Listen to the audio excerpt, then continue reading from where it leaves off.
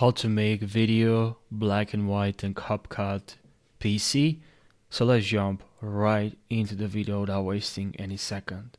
So what you have to do is to go to the video, and now when you select the video, what you should do right now is to go to adjustment, and here in adjustment, please grab or click on add to track.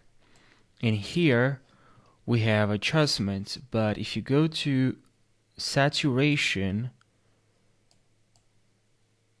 and you'll see now is black and white. As you can see right now. So saturation, black and white, and that's pretty much how you make your video black and white in Capcut PC. If you have any other questions, please let me know in the comment section. If there's something that you'd like to know how you can do in this editing software, please let me know in the comment section. I'll create a tutorial for you. Thank you for watching, and don't forget to subscribe for daily tutorials. Take care guys, and I'll see you in the next tutorial.